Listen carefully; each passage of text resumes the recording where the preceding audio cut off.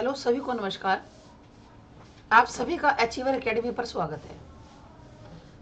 तो आज हम एक नए बैच के बारे में डिस्कस करना चाहते हैं, है ना। उसके बारे में डिस्कस करेंगे कि जो आपके लिए हिंदी का टीजीटी पीजीटी का जो बिल्कुल नया बैच है ये हम लोग अचीवर एकेडमी पर शुरू करने जा रहे हैं।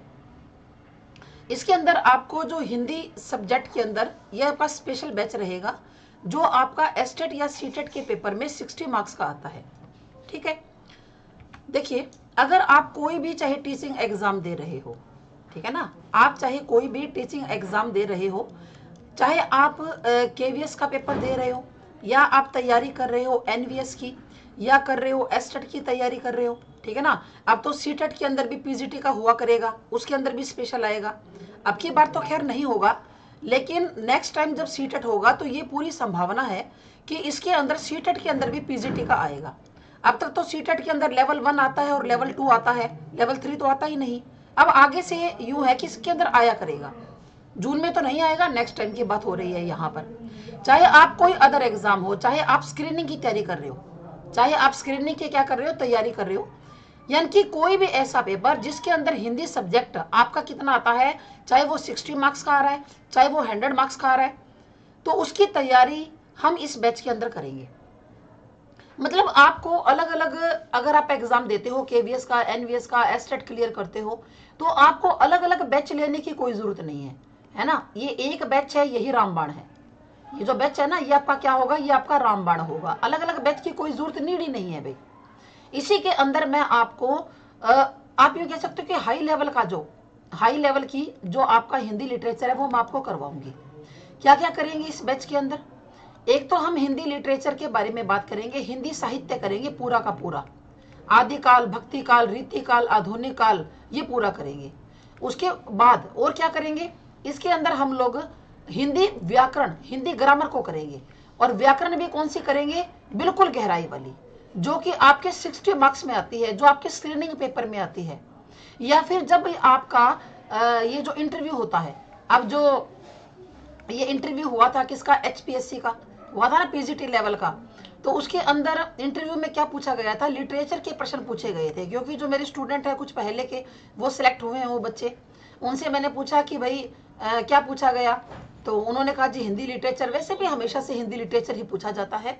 तो आपका मतलब वो कहते हैं ना कि 100 दर्द की एक दवा है। ठीक है, तो व्याकरण भी करेंगे गहराई वाली। उसके बाद हम लोग क्या करेंगे, काव्य शास्त्र करेंगे। उसके बाद क्या करेंगे, हम लोग काव्य शास्त्र करेंगे। काव्य शास्त्र दोनों प्रकार का करेंगे। कौन सा करेंगे जी, भारतीय भी करेंगे और प्लस में क्या करेंगे, पाश्चात्य भी करेंगे। भारतीय भी करेंगे और पाश्चात्य भी। भारतीय काव्य शास्त्र के भी बारे में आपको पढ़ाऊंगी और पाश्चात्य काव्य शास्त्र के बारे में भी। उसके बाद और क्या होगा, हमारी एनसीईआरटी होगी। एनसीईआरटी होगी।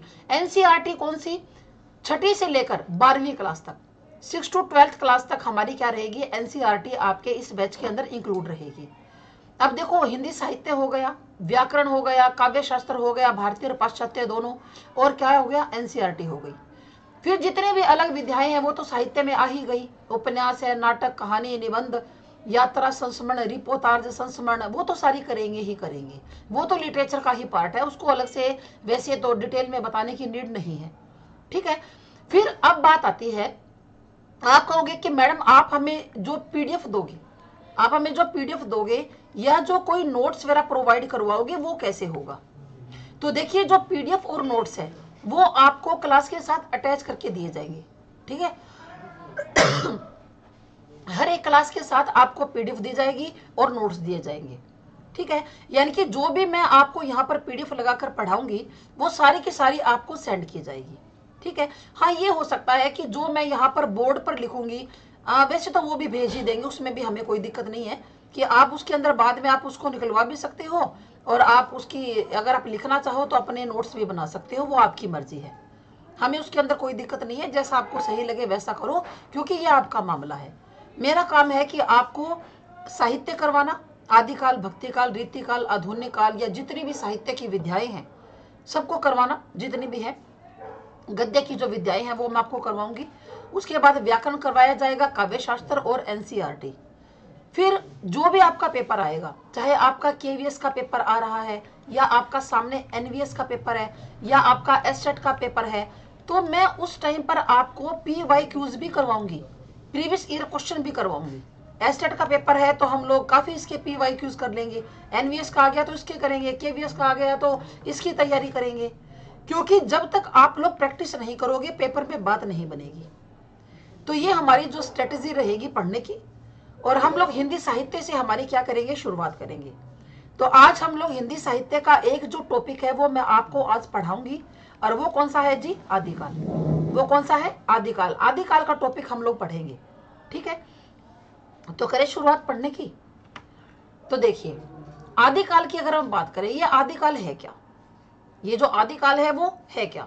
देखो भाई, जो हिंदी साहित्य के इतिहास का जो पहला चरण है वो आदिकाल के नाम से जाना जाता है। जो अलग अलग जो है विद्वानों ने काल विभाजन का प्रयास किया। जैसे सबसे पहले काल विभाजन का प्रयास किसने किया, गारसा द तासे ने किया। किसने किया, गारसा द तासे ने किया। उसके बाद किया शिव सिंह, जो इन्होंने नहीं किया था। उसके बाद जैसे शिव सिंह सेंगर, इन्होंने हिंदी साहित्य का इतिहास जो है लिखने का क्या काम किया, शिव सिंह सेंगर ने जो है नहीं किया था। किसने किया था, जॉर्ज गिरियसन ने। किसने किया था, जॉर्ज गिरियसन ने। देखो ये बात मैं आपको एक बार क्लियर कर दूं, गारसा द तासी और शिव सिंह सेंगर, इन दोनों ने इतिहास लिखने का, इतिहास का जो है आप यूं कह सकते हो विभाजन करने का काम इन्होंने नहीं किया था। काल विभाजन का, काल विभाजन का प्रयास जॉर्ज गिरियसन ने किया। 11 काल खंडों में बांटा था, 11 काल खंडों में हिंदी साहित्य के इतिहास को बांट दिया था। और अन्य कवियों ने भी, लेखकों ने भी किया, जैसे आचार्य रामचंद्र शुक्ल है, राम कुमार वर्मा है, हजारी प्रसाद द्विवेदी है, डॉक्टर नगेंद्र है। लेकिन सबसे ज्यादा किसका माना जाता है, शुक्ल का माना जाता है। शुक्ल का जो काल विभाजन है वो माना जाता है भी। तो आचार्य शुक्ल ने जो हिंदी साहित्य का जो इतिहास है इसका क्या किया था, काल विभाजन किया था। क्या किया था, काल विभाजन किया था।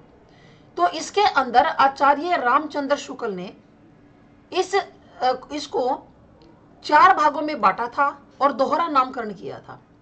4 भागों में बांटा और नामकरण क्या किया, दोहरा नामकरण किया। जैसे जो पहला जो काल है उसको क्या कहा, आदिकाल। पहले काल को क्या कहा, आदिकाल। और आदिकाल का एक और नाम भी रखा था इन्होंने, वो क्या था, वीरगाथा काल था। वो क्या था, वीरगाथा काल। उसके बाद इन्होंने नंबर 2 पर क्या रखा जी, मध्यकाल। क्या रखा, मध्यकाल। मध्यकाल को भी 2 भागों में इन्होंने बांट दिया था। एक तो किसके अंदर बांटा कि पूर्व मध्यकाल में इन्होंने बांटा, पूर्व मध्यकाल। और दूसरा इनका था जी उत्तर मध्यकाल। दूसरा कौन सा था, उत्तर मध्यकाल। पूर्व मध्यकाल को इन्होंने नाम दिया भक्ति काल। क्या नाम दिया, भक्ति काल। और उत्तर मध्यकाल को इन्होंने क्या कहा था, रीतिकाल। ठीक है, इसको इन्होंने रीतिकाल कहा था। उसके बाद लास्ट में, जैसे आप मध्यकाल को 2 भागों में बांट दिया तो इसको तीसरा मान लिया जाता है। नंबर 4 पर कौन सा था, आधुनिक काल। नंबर 4 पर कौन सा था, आधुनिक काल था। आधुनिक काल का इन्होंने एक और नाम दिया था, इन्होंने कहा था कि गद्य काल है। गद्य काल क्यों कहा, इस काल के अंदर गद्य की प्रधानता थी, गद्य प्रचुर मात्रा में लिखा गया, इसलिए आधुनिक काल को इन्होंने गद्य काल भी कहा था। तो अब हम बात करते हैं कि ये जो शुक्ल जी ने जिसको नाम दिया था आदिकाल, इसका टाइम क्या है, ठीक है, और आदिकाल की शुरुआत कैसे हुई। तो हिंदी साहित्य के इतिहास का जो पहला चरण है वो आदिकाल के नाम से जाना जाता है। जो आचार्य शुक्ल है इन्होंने इसे क्या कहा था, वीरगाथा काल कहा। आचार्य शुक्ल ने क्या कहा, वीरगाथा काल कहा। और इसका समय 993 से 318 ईस्वी तक माना था। कितना माना था, 993 से 318 ईस्वी तक। ठीक है, अब देखो अगर हमें विक्रमी संवत निकालना हो, अगर आपको विक्रमी संवत से में पूछ ले तो आप क्या करोगे, 993 के अंदर 57 क्या कर दोगे, प्लस कर दोगे। ठीक है ना, कितना आ जाएगा, 7 और 3 10, 9 और 5 14 और 1 15 और 9 1 10, 1050 आ जाएगा। ये इसका विक्रमी संवत आ गया। अभी विक्रमी संवत में और ईस्वी में कभी भी कंफ्यूज मत होना। जब आप ईस्वी के अंदर 57 जोड़ देते हो तो विक्रमी संवत निकल आता है। जैसे हम लोग अब 2024 के अंदर है भाई, आप इसके अंदर 57 जोड़ दो, 7 और 4 11, ठीक है ना। यहाँ पर 8 और 0 2। हम विक्रमी संवत 2081 में अब इस टाइम रह रहे हैं। अगर ईस्वी पूछे तो हम कहेंगे 2024 ईस्वी है, और अगर विक्रमी संवत पूछेगा तो 2081 है। आप इस बात को याद रखा करो, ध्यान में रखा करो इस बात को, कि आपसे कोई काल विक्रमी संवत में पूछा जा रहा है या ईस्वी में पूछा जा रहा है। अब जैसे 318 है भाई, समाप्ति कब मानी? 318। 318 में 57 जोड़ दो तो 8 और 7 कितने हो गए? 15। ठीक है ना। यहां पर हो गया 7, ये लो जी 1375 आ गया। 1050 से 1375 विक्रमी संवत। और अगर ईस्वी की बात करें तो 1993 से 1318। समझ में आ गई बात? वे इस काल में वीर गाथाओं की रचना, यानी कि इस काल के अंदर अनेक वीर ग्रंथ लिखे गए थे। आचार्य शुक्ल ने कहा था कि 12 ऐसे ग्रंथ है, 12 ऐसे रासो काव्य है। क्या है? रासो काव्य है। रासो का मतलब क्या होता है? रासो का मतलब क्या होता है? वीर काव्य। रासो का मतलब क्या होता है? वीर काव्य। अच्छा, एक रास काव्य भी होता है भाई, आगे पढ़ाऊंगी मैं आपको सारा का सारा। रास काव्य का मतलब होता है जैन काव्य। रास काव्य का मतलब क्या है? जैन काव्य, जो जैनियों के द्वारा चलाया गया था। लेकिन रासो का मतलब होता है वीर काव्य। ठीक है। कौन कौन सा? पृथ्वीराज रासो, बिसल देव रासो, परमाल रासो, इसी तरह से अनेक रासो, यानी कि 12 ग्रंथ है भाई। और इन 12 ग्रंथों के आधार पर आचार्य शुक्ल ने इसको वीर गाथा काल भी कहा था, क्योंकि इन्होंने क्या किया कि जो रचनाएं थी, जो वीर रचनाएं थी, उनको, उस प्रवृत्ति को इन्होंने प्रधान माना और इस प्रधान मानकर चले थे। इस काल में ज्यादातर जो साहित्य है वो रासो काव्य के रूप में मिलता है। किस रूप में मिलता है? रासो काव्य के रूप में ज्यादातर साहित्य मिलता है। क्लियर बात? फिर देखो, इस काल की, आदि काल की कौन कौन सी परिस्थितियां थी, ये बात तो हमने अभी पढ़ ली कि क्या मिलता है? रासो साहित्य मिलता है, रासो काव्य मिलता है। लेकिन आदिकाल जो है, इसकी कौन कौन सी प्रवृत्तियां थी, कौन कौन सी विशेषताएं थी और कैसी परिस्थितियां थी, और वहां पर वीर काव्य क्यों लिखा गया, अभी आपको पता चल जाएगा। धीरे धीरे आगे बढ़ेंगे तब एक एक बात को समझते हुए चलेंगे। तो सबसे पहले बात करते हैं कि राजनीतिक परिस्थितियां किस प्रकार की थी। राजनीतिक जो परिस्थितियां हैं वो किस प्रकार की थी? तो यह युद्ध और अशांति का काल था। ये जो युद्ध, ये जो काल था, इसके अंदर युद्ध ज्यादा हुआ करते थे और अशांति थी भी चारों तरफ। क्यों हुआ करते थे? क्योंकि जनता विदेशी आक्रमणकारियों के साथ साथ देशी राजाओं के अत्याचारों से भी त्रस्त थी। विदेशी जो राजा है वो तो आक्रमण करते ही करते थे, लेकिन जो देशी राजा है ना, वो भी आपस में लड़ते भिड़ते रहते थे। जो पूरा भारत है वो खंडों में बटा हुआ था और संकुचित राष्ट्रीयता थी। यानी कि जो राजा लोग हैं वो क्या मानते थे कि उनका जो देश है वो क्या है? वो केवल उनका राज्य है। ठीक है ना। जैसे अगर कोई राज्य दक्षिण कौशल का हो गया, दक्षिण कौशल का, तो ये मानता था कि यही मेरा देश है, बस इसी ऊपर कुछ नहीं है। यानी कि जो अखंड भारत की भावना उनमें नहीं थी। ठीक है ना। तो राष्ट्रीयता क्या थी? संकुचित थी। उसके बाद धार्मिक परिस्थितियां। धार्मिक परिस्थितियां किस प्रकार की थी भाई? ये तो राजनीतिक परिस्थितियां हो गई कि युद्ध हुआ करते थे, अशांति थी चारों तरफ, और विदेशी आक्रमणकारियों के साथ देशी राजाओं के अत्याचारों से भी जनता दुखी थी। अब धर्म की क्या स्थिति थी भाई उस टाइम पर? अनेक प्रकार के धार्मिक मतांतरों का अस्तित्व था। यानी कि अनेक प्रकार के मत चल रहे थे। कोई नाथ थे, ठीक है ना, सिद्ध भी थे, यहाँ पर नाथ थे, सिद्ध थे, उसके बाद जैन भी थे। यानी कि अनेक प्रकार के जो मतांतर है वो चल रहे थे। इस काल में धार्मिक दृष्टि से 3 संप्रदायों का विशेष प्रभाव हमें देखने के लिए मिलता है। एक तो सिद्ध, नाथ और जैन, जो मैंने आपको यहीं पर लिखकर बता दिया। सिद्ध भी थे, नाथ भी थे और जैन भी थे। सिद्धों की संख्या कितनी है? 84। नाथ कितने हैं? 9। और जैन के बारे में भी हम पढ़ेंगे। जैन जो साहित्य है, इसी को ही राज साहित्य भी कहा जाता है। फिर देखिए, ये जो बौद्ध धर्म है, इसकी कितनी शाखाएं थी? 2 शाखाएं। देखो यहाँ पर मैं आपको आसान भाषा में ये जब यहाँ पर लिखूंगी तो आपको और भी अच्छी तरह समझ में आ जाएगा। जो बौद्ध धर्म है, बौद्ध धर्म की यहाँ पर कितनी है जी? 2 शाखाएं हैं। एक तो क्या है? हीनयान। एक तो शाखा कौन सी है? हीनयान। और एक कौन सी है जी? महायान। एक तो हीनयान और एक महायान। यान का मतलब क्या होता है? जहाज। हीन का मतलब छोटा। ये छोटा जहाज है। ये क्या है? छोटा जहाज है। और ये क्या है भाई? ये आपका बड़ा जहाज है। ये कौन सा है? बड़ा जहाज है। तो महायान ही, ये जो बड़ा जहाज है ना, यही विकृत होकर क्या बन गया था? महायान ही ब्रजयान बन गया था। महायान ही क्या बन गया था? ब्रजयान। और इन ब्रजयानियों को ही क्या कहते हैं? सिद्ध कहते हैं। समझ में आई बात? इन ब्रजयानियों को ही क्या कहते हैं? सिद्ध कहते हैं। छोटा जहाज, ये बड़ा जहाज। बड़े जहाज का मतलब क्या है कि कोई भी साधु, संत, सन्यासी, गृहस्थी, कोई नीच जाति का हो, कोई दास हो, दासी हो, सफाई कर्मचारी हो, हर कोई यहां पर आ सकता था। लेकिन जो हीनयान, ये छोटा जहाज था, यहां सारे नहीं चढ़ सकते थे, यहां पर केवल साधु संतों के लिए था।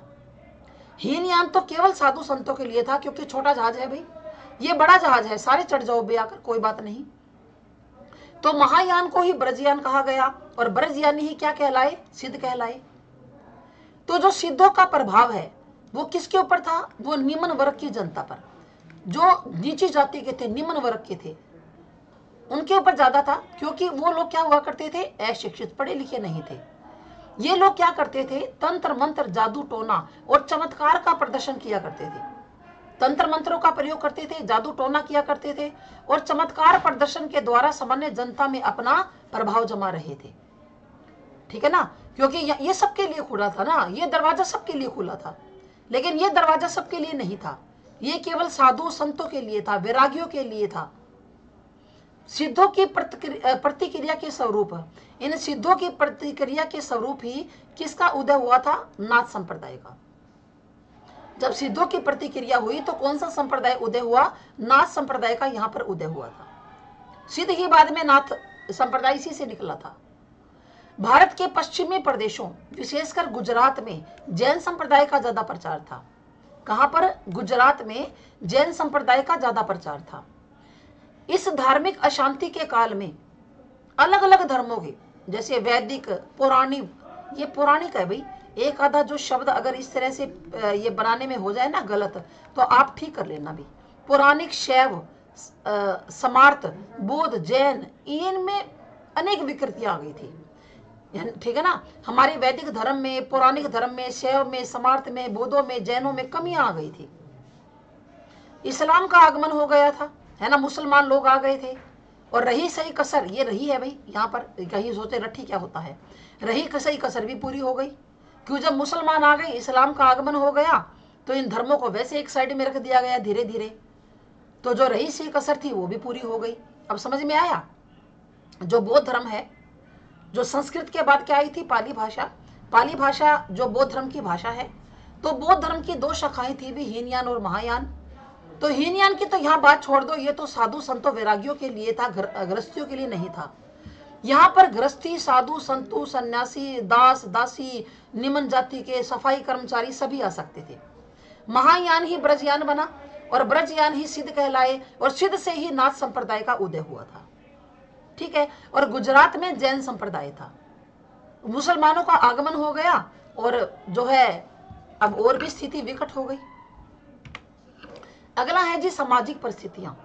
समाज के अंदर किस प्रकार का, हमने जो है धार्मिक परिस्थितियां पढ़ ली, राजनीतिक पढ़ ली, समाज कैसा था? वे जनता अनपढ़ थी।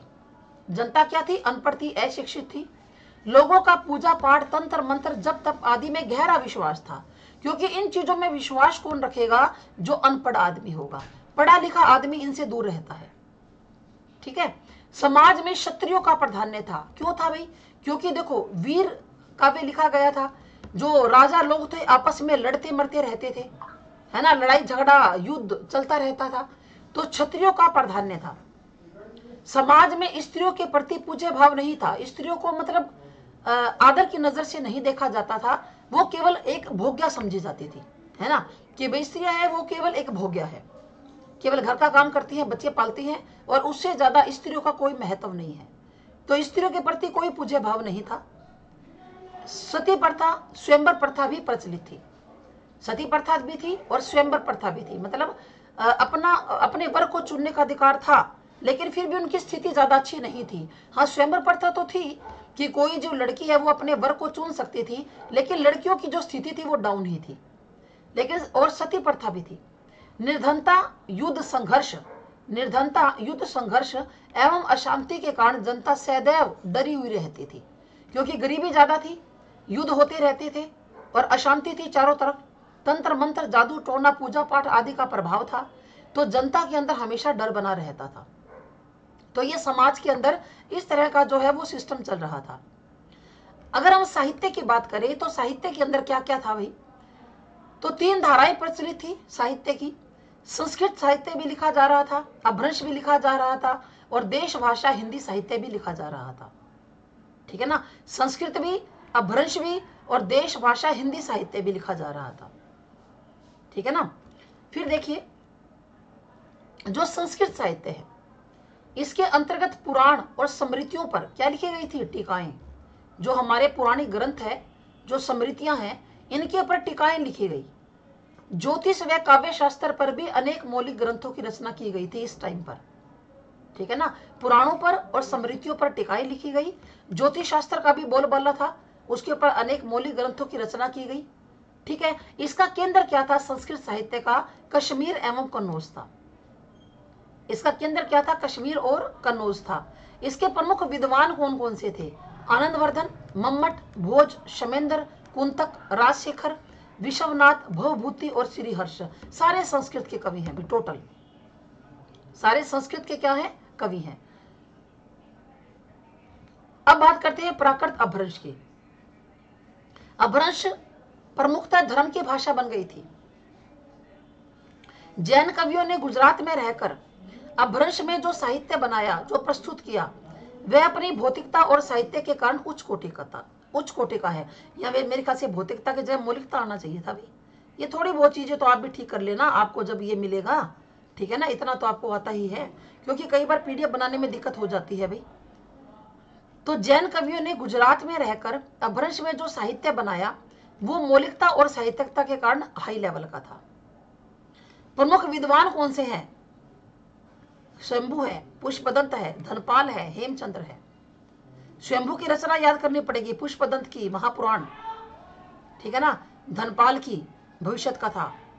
तो आपको ये थोड़ी थोड़ी रचनाएं भी याद होनी चाहिए।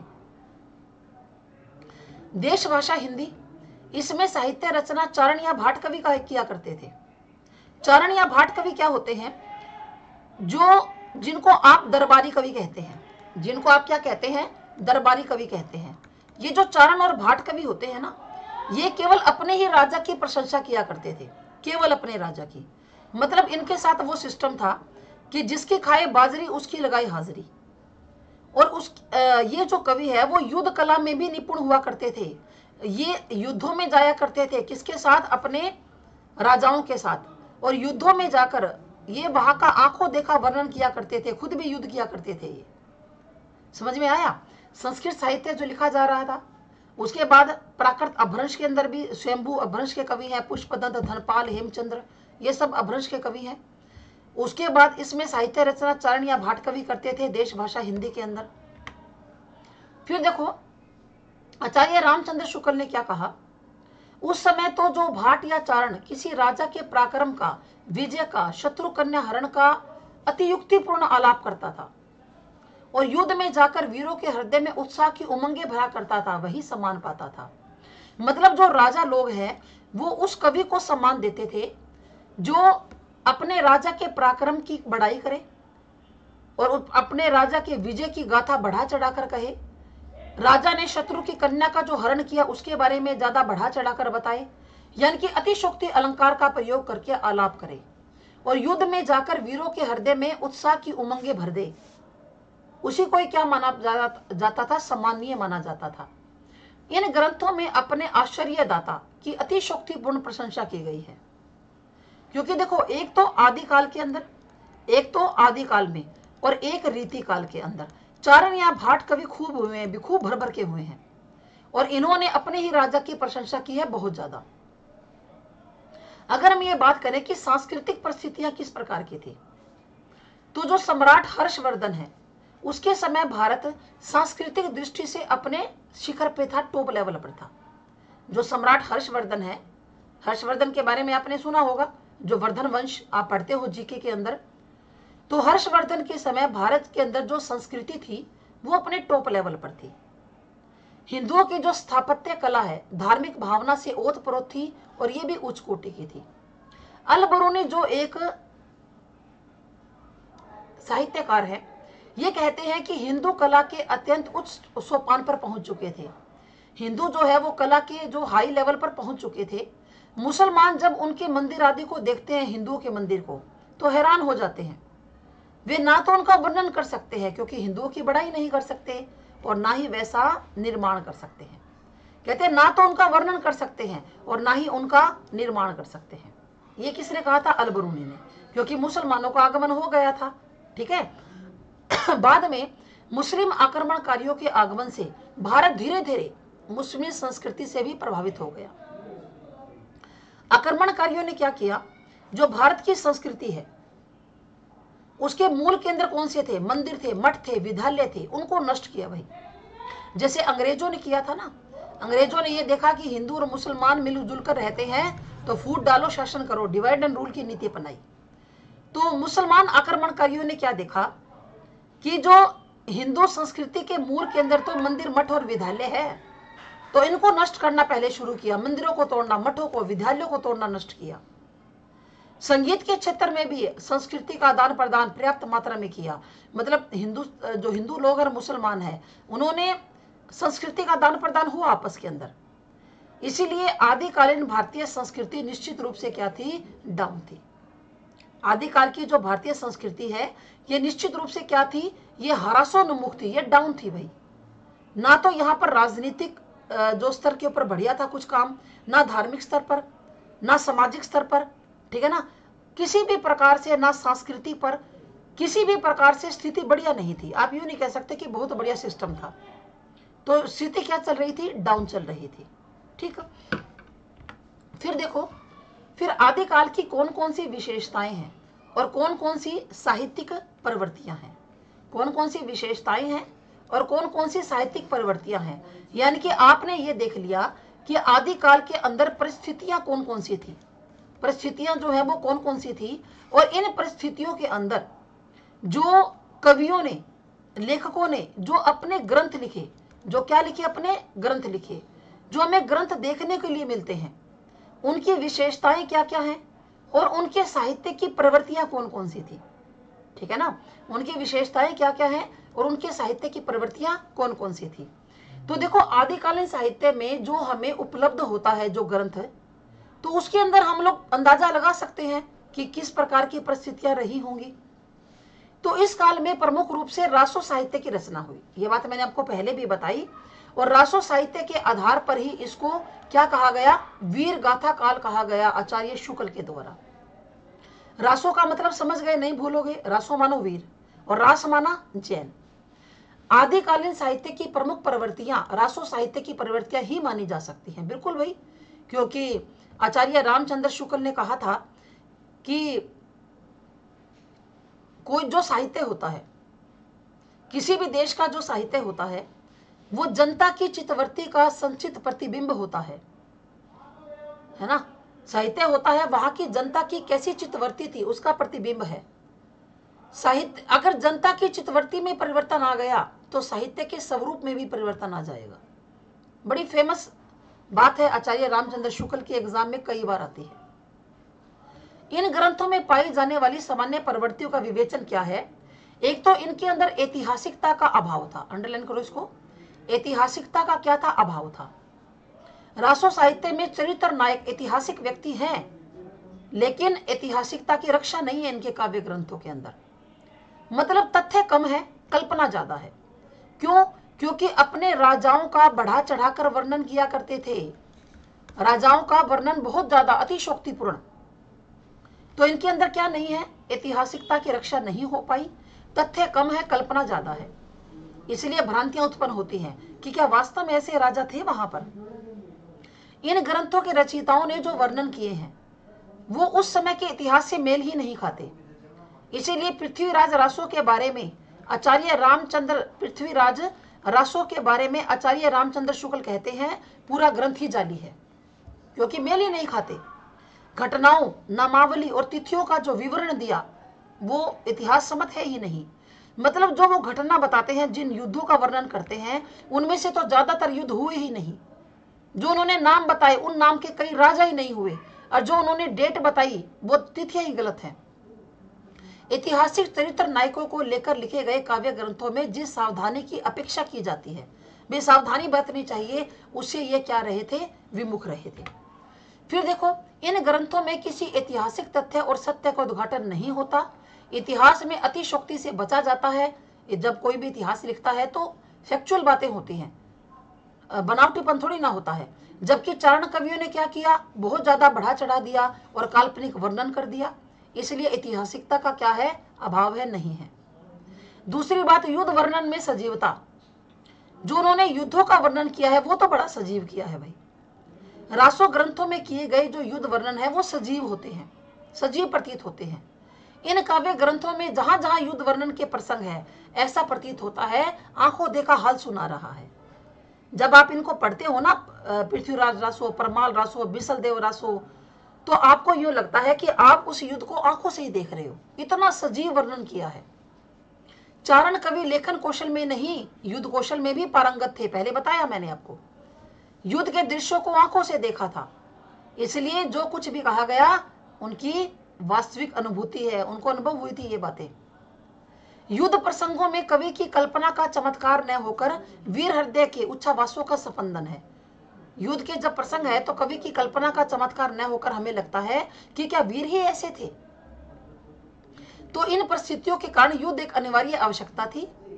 उनके उस समय परिस्थितियां ऐसी थी, मुसलमान आ गए थे, युद्ध एक अनिवार्य आवश्यकता थी, राजा थे, संकुचित राष्ट्रीयता थी, अतः ऐसे वर्ग की अपेक्षा राजाओं को रहती थी जो वीरों को युद्ध के लिए प्रोत्साहित कर सके, मतलब जोश भरने का काम कर सके। चारण कवि इस आवश्यकता को पूरा किया करते थे। पृथ्वीराज रासो अपने युद्ध वर्णनों के कारण भी एक सशक्त रचना मानी जाती है। उसके बाद जो राष्ट्रीयता थी वो थी संकुचित। राष्ट्रीयता क्या थी, संकुचित, ये बात भी पहले हो चुकी है। वीरता का वर्णन तो बहुत है, परंतु राष्ट्रीयता की भावना का भाव है, स्वदेश के अभिमान की भावना का भाव है। और देश छोटे छोटे राज्यों में बटा हुआ था साहब, और इन राज्यों के शासक अपने छोटे राज्य को ही क्या माना करते थे, राष्ट्र माना करते थे। जो पड़ोसी राज्य है उस पर विदेशी आक्रमण होने पर ये रंचमंत्र भी विचलित नहीं होते थे। भाई अगर पड़ोसी राज्य पर किसी ने विदेशी आक्रमण किया तो इनको कोई फर्क नहीं पड़ता था। होना तो ये चाहिए कि भाई अगर आपके पड़ोसी को कोई विदेशी आक्रमणकारी सता रहा है तो आप भी उसके साथ मिल जाओ, लेकिन ये नहीं मिलते थे, इनको तो कोई फर्क ही नहीं पड़ता था। क्यों, राष्ट्रीयता क्या थी, संकुचित थी, नैरो माइंडेड थे ये लोग। धीरे धीरे सभी देशी साम्राज्य विदेशी आक्रांताओं के द्वारा क्या कर लिए गए, रोन दिए गए, पद दलित कर दिए गए। क्योंकि देखो भाई अगर पड़ोसी का साथ नहीं देगा तो फिर बाहर वाले को तो मौका मिलेगा, तो इन्होंने वही काम किया था, बाहर वालों को मौका अपने आप दिया था। भाई इन्होंने ये नहीं सोचा कि आज तेरे पड़ोसी राज्य पर आक्रमण है तो कल तेरे पर भी होगा। आश्रयदाताओं की प्रशंसा की, बिल्कुल चारण कवि थे, और चारण कवि वही होते हैं जो क्या है, अपने आश्रयदाता राजाओं की प्रशंसा में काव्य रचना करना अपना कर्तव्य समझते थे। दरबारी कवि होने के कारण जो चरित्र नायक है उसकी श्रेष्ठता, शौर्य, यश, वैभव, राजा की हीनता, प्रतिपक्षी राजा की हीनता का बहुत ज्यादा बढ़ा चढ़कर वर्णन करना इनकी प्रमुख विशेषता थी। वे दरबारी कवि थे तो जो इनका नायक हुआ करता था उसका तो ये बढ़ा चढ़ाकर बड़ाई किया ही करते थे, लेकिन जो सामने वाला राजा था यानी कि जो अपोजिट था, जिसके साथ युद्ध हुआ करता था, उसकी बुराई भी ये बहुत ज्यादा बढ़ा चढ़ाकर करते थे। पृथ्वीराज रासो और खुमान रासो इसी कोटि की काव्य रचनाएं हैं। कवि ने अपने चरित्र नायक को राम और कृष्ण, युधिष्ठिर, अर्जुन और हरिश्चंद्र से भी बढ़िया बताया है। कहा कि ये तो राम, कृष्ण, युधिष्ठिर, अर्जुन और हरिश्चंद्र से भी टॉप लेवल के हैं। तो मतलब जिसकी खाए बाजरी और उसकी लगाए हाजरी। फिर इस काल के अंदर जो भी रचनाएं हैं उनकी प्रामाणिकता के बारे में संदेह है। ये बात किसने कही थी, ये बात कही थी हजारी प्रसाद द्विवेदी ने। हजारी प्रसाद द्विवेदी कहते हैं कि आचार्य शुक्ल जिन 12 ग्रंथों के आधार पर इसको वीर गाथा काल कहते हैं, इसको क्या कहते हैं, वीर गाथा काल कहते हैं, तो वो 12 ग्रंथ ही प्रमाणिक है ही नहीं, उनकी प्रामाणिकता पर ही संदेह है। आदिकाल के अधिकांश रासो कवियों की प्रामाणिकता संदिग्ध है। पृथ्वीराज रासो इस काल की प्रमुख रचना है, वह भी अप्रमाणिक है, पूरा ग्रंथ जाली है। ठीक है ना। शुक्ल ने क्या कहा अभी बताया आपको, इसके अतिरिक्त कुछ कहने की जगह ही नहीं है कि जो पृथ्वीराज रासो है, जो चंद्रबरदाई की रचना है, पूरा ग्रंथ ही जाली है। इस प्रकार खुमान रासो और परमाल रासो, उसकी प्रामाणिकता के बारे में भी संदेह है कि ये सही भी है या नहीं, या ये झूठे लिखे हुए हैं। कल्पना बहुत ज्यादा थी भाई। देखो, अब जो अतिशोक्ति अलंकार का प्रयोग करेगा तो वो कल्पना तो ज्यादा करेगा ही करेगा। चारण कवियों की रचनाएं तथ्यपरक नहीं थी, फैक्चुअल नहीं थी, कल्पना का प्राधान्य है। ऐतिहासिक पात्र इन रचनाओं में है, पर इतिहास ना मात्र का है। इतिहास के ऊपर कोई सच्चाई नहीं है। कवियों ने कल्पना का सहारा लिया, घटनाओं, नामों को और तिथियों तक की भी कल्पना कर ली। घटनाओं की भी, नामों की भी, तिथियों की भी कल्पना कर ली उन्होंने। इन रासो काव्यों में संभावना और कल्पना पर ज्यादा बल दिया गया है, तथ्यों पर कम दिया गया है। कल्पना पर ज्यादा बल दिया, संभावना पर ज्यादा दिया गया, फैक्चुअल बातों पर कम बल दिया गया है। अपने आश्चर्यदाता की वीरता का काल्पनिक वर्णन करने में अतिशोक्ति का सहारा लिया। जो इनके आश्चर्यदाता राजा थे, उनको जब ये इनकी बड़ाई किया करते थे वीरता की, तो अतिशोक्ति अलंकार का इन्होंने प्रयोग किया है। इसी क्रम में इतिहास सत्य की अवहेलना भी की है। सत्य तो बोला ही नहीं इन्होंने। इन वीर गाथाओं को इसी कारण से काल्पनिक कथा युक्त रचनाएं कहना ज्यादा सही होगा। ठीक है। उसके बाद वीर और श्रृंगार रस की प्रधानता है। ये दो श्रृंगार थोड़ा गलत लिखा हुआ है, तो आप इस तरह से ठीक कर लेना भी। रासो ग्रंथों में सभी रसों का समावेश है, लेकिन वीर और श्रृंगार रस ज्यादा है। युद्धों का वर्णन है तो वीर रस है भाई। वीरों के मन के भाव और उनके अदम्य उत्साह के जैसा हृदयग्राही वर्णन रासो काव्य में किया गया, वैसा दूसरी जगह मुश्किल है भाई। वैसा दूसरी जगह नहीं हो सकता जैसा इन्होंने किया है। पृथ्वीराज रासो में ऐसे अनेक मर्म स्पर्शी स्थल है। पृथ्वीराज रासो के अंदर जहां वीर रस का पूर्ण तरह से परिपाक मतलब उभर कर आया है। युद्ध शौर्य प्रदर्शन के लिए लड़े जाते थे या सुंदर राजकुमारियों से विवाह करने के लिए लड़े जाते थे। युद्ध लड़ने के दो ही कारण थे, या तो अपने वीरता को दिखाना या सुंदर राजकुमारियों से विवाह करना। श्रृंगार रस के भावपूर्ण वर्णनों का समावेश भी इस काव्य के ग्रंथों में हो गया। श्रृंगार रस भी है भी, कहीं कहीं श्रृंगार रस का भी वर्णन मिलता है। डिंगल और पिंगल भाषा है भाई, ठीक है ना। एक तो भाषा कौन सी है, डिंगल भाषा।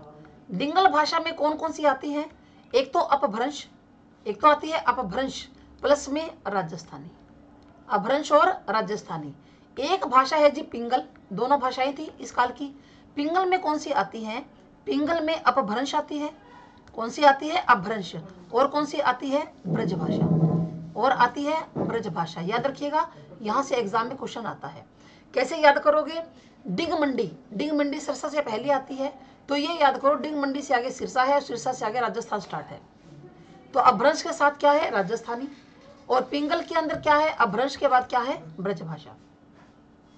तो आदिकालीन रासो साहित्य में जिस भाषा का प्रयोग किया गया वह आधुनिक हिंदी से बहुत अलग है। आधुनिक हिंदी से क्या है, अलग है। अपभ्रंश और राजस्थानी जो भाषा है उसके जिस मिले जुले रूप का प्रयोग चारण कवियों ने किया उसे क्या नाम दिया गया, डिंगल। अपभ्रंश और राजस्थानी के मेल को क्या नाम दिया गया, डिंगल नाम दिया गया। और अपभ्रंश और ब्रज भाषा के मेल से बनी भाषा को क्या कहा गया, पिंगल कहा गया। ठीक है, इसको क्या कहा गया, पिंगल कहा गया है। और देखो क्या है, और क्या क्या विशेषताएं हैं। अलंकारों का स्वाभाविक प्रयोग हुआ है। रासो साहित्य में अलंकारों का स्वाभाविक समावेश हुआ, क्योंकि अलंकार तो जरूरी है जब आप बढ़ा चढ़ाकर वर्णन कर रहे हो। चारण कवियों ने मन के भावों को प्रकट करने के लिए अलंकारों का सहारा लिया। चमत्कार प्रदर्शन के लिए अलंकार योजना नहीं की, अपने मन के भावों को बताने के लिए की भाई। उपमा, रूपक, उत्प्रेक्षा का जैसा वर्णन इन कवियों ने किया वैसा दूसरी जगह दुर्लभ है भाई। उपमा का, रूपक का और उत्प्रेक्षा अलंकार का, तो अलंकारों का भी प्रयोग हुआ है। फिर अलग अलग छंदों का प्रयोग हुआ है। रासो ग्रंथों में छंदों की विविधता भी दिखाई देती है। छंदों की यह विविधता न तो हिंदी के बाद वाले साहित्य में मिलती है, न पहले वाले साहित्य में। मतलब इस काव्य रचनाओं के अंदर छंदों का प्रचुर मात्रा में प्रयोग किया गया है। ठीक है। पृथ्वीराज रासों में भी अनेक छंद है, दोहा, गाथा, पदरी, तोमर, तोटक, रोला, उल्लाला, साटक, कुंडलियां। इन छंदों की विविधता के कारण ही चंद को छंदों का सम्राट कहा जाता है। चंद को क्या कहा जाता है? छंदों का सम्राट। और उनकी जो रचना है पृथ्वीराज रासो, इसको छंदों का अजायब घर कहा जाता है। याद रखिएगा, इंपॉर्टेंट बात है। क्या कहा कि जो चंद है इसको क्या कहते हैं? छंदों का सम्राट। छंदों का सम्राट पूछ लिया जाएगा, छंदों का सम्राट कवि कौन है? चंद। और अगर ये पूछ लिया जाए कि छंदों का अजायब घर क्या है, तो पृथ्वीराज रासो है। पृथ्वीराज रासो छंदों का क्या है? अजायब घर है। ठीक है, तो आज हम इतना ही पढ़ेंगे। जो नेक्स्ट टॉपिक है, हिंदी के पहले कवि के बारे में हम लोग कल बात करते हैं। ठीक है ना? तो चलिए जी, आप सबका थैंक यू। आपको समझ में आ गया होगा कि आदिकाल के अंदर किस प्रकार की परिस्थितियां थी, और इनके जो काव्य इन्होंने लिखा, जो ग्रंथ इन्होंने लिखे, इसमें क्या क्या विशेषताएं देखने के लिए हमें मिलती है। वीडियो को एक आधी बार और देख लेना, समझ में अच्छी तरह आ जाएगा। ठीक है ना? कि युद्ध के वर्णन की सजीवता है, यहाँ पर ऐतिहासिकता का अभाव है, संकुचित राष्ट्रीयता है, आश्रयदाताओं की प्रशंसा की गई है, प्रामाणिकता में ही संदेह है, ग्रंथ ही जाली है, कल्पना की प्रचुरता है, वीर और श्रृंगार रस है, डिंगल पिंगल भाषा है, अलंकारों का और छंदों का प्रयोग हुआ है। ठीक है, तो मिलते हैं हम लोग नेक्स्ट लेक्चर में। थैंक यू, धन्यवाद आपका। जय हिंद, जय भारत।